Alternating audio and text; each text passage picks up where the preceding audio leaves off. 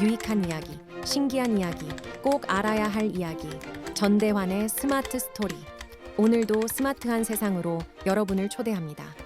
시청하시기 전에 구독 버튼을 눌러주시면 저희에게 큰 힘이 됩니다. 전대환의 스마트 스토리. 오늘의 주제는 왕이 되고 싶었던 대통령들입니다.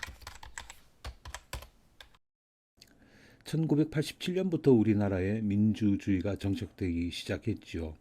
그 이후부터 대통령들은 좋든 싫든 국민에 대해서 자세를 낮출 수밖에 없었습니다. 그 단적인 예가 대통령이 자기를 지칭할 때 표현하는 말인데요. 그게 달라졌어요. 대통령들이 자기를 가리킬 때 뭐라고 표현했는지 현직에 있는 윤석열 대통령부터 역순으로 차례로 들어보겠습니다. 여야 의원 여러분, 저는 오늘 정부의 국정 운영 방향과 이에 터잡은 내년도 정부 예산안을 국민과 국회에 설명드리고자 합니다.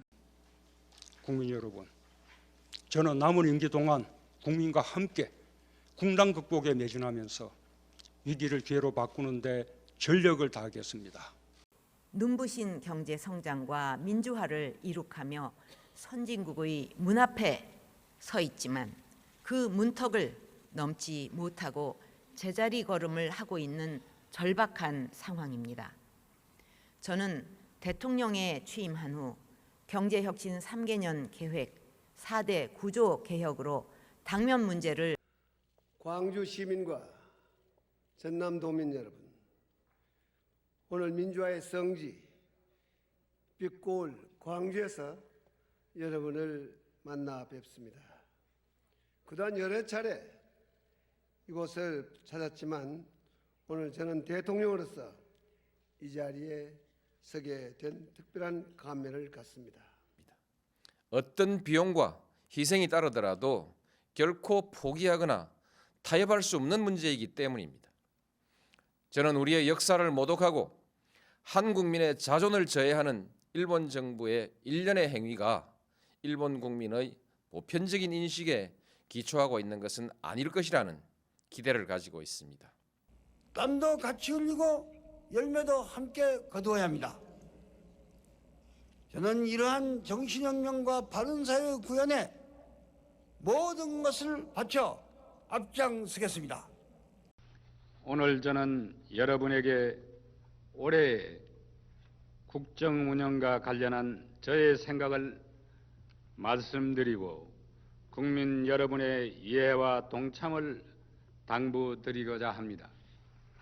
저는 고심하고 고심한 끝에 올해로 예정된 지방자치단체장 선거를 연기하는 것이 좋겠다는 판단을 내렸습니다. 어떻습니까?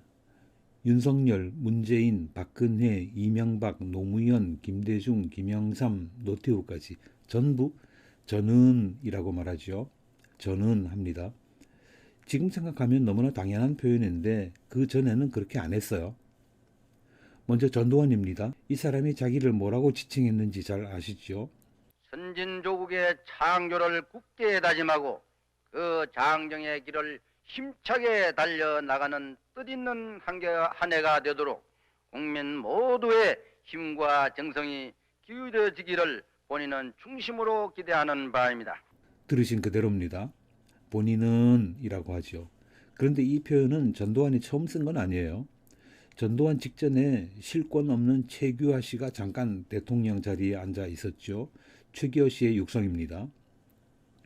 본인은 앞으로 국정의 기본 목표를 국가 안전 보장을 공고히 하고 사회 안정과 공공의 안녕 질서를 유지하며 그 전임 대통령이 박정희였죠.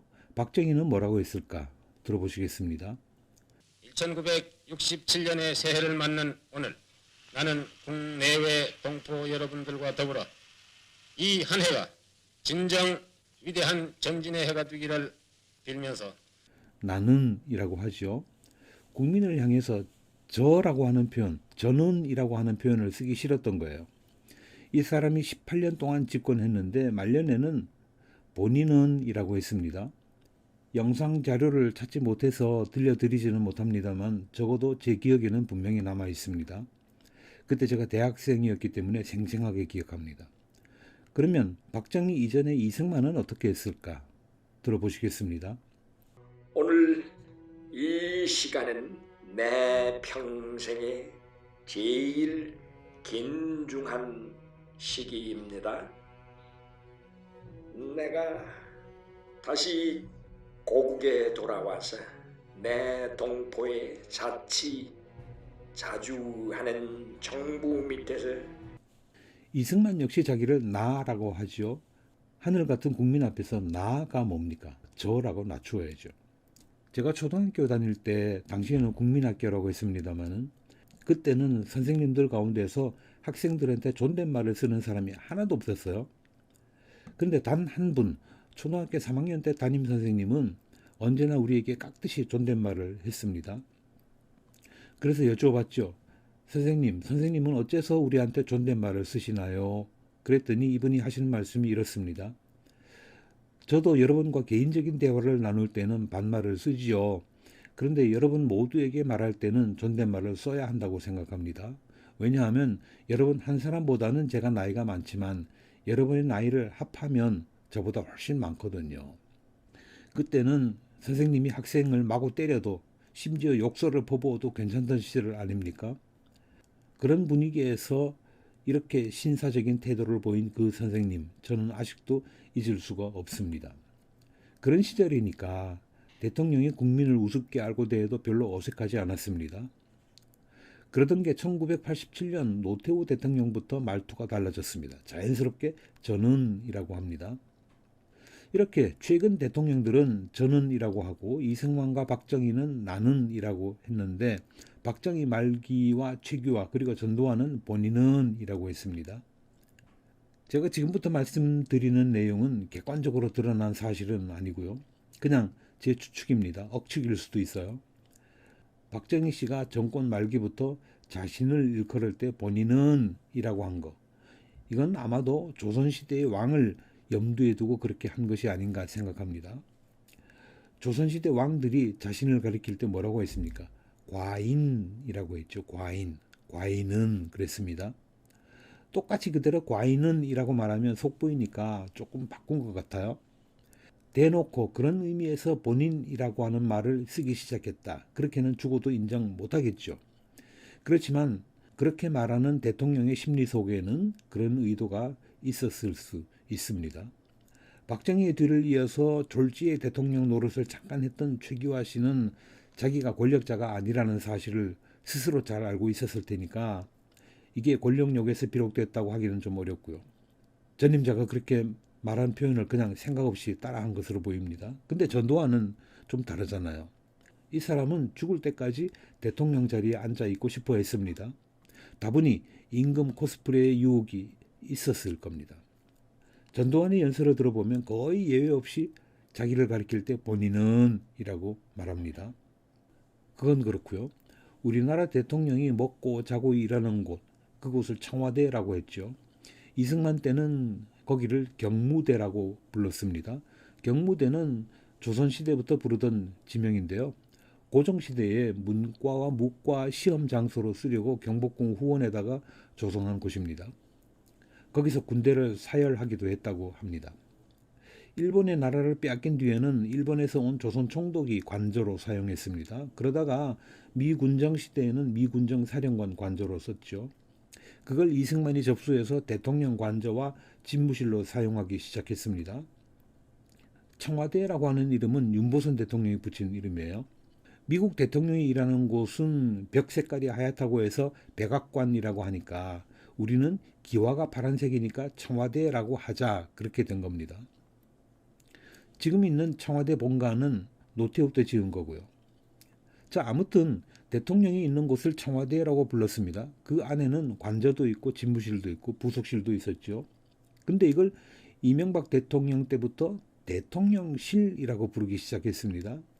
이 뉴스를 보고 저는 얼핏 이런 생각이 들었습니다. 아하, 저 사람이 왕이 되고 싶구나. 왜냐하면 조선시대에 왕실이라고 하는 말을 자주 사용했거든요. 근데 사실 왕실은 건물을 말하는 게 아니라 국왕의 일가족을 일컫는 총칭이었습니다. 같은 뜻으로 왕가라는 말이 있죠. 이때도 집가자를 쓰지만 그게 집을 가리키는 말은 아니잖아요. 자, 대통령실이라고 하는 말이 왜 어색한가 하면은요. 예를 들어서 회장이 있다고 할 때 회장실이 있지 않습니까? 회장실의 주인은 누굽니까? 회장이죠.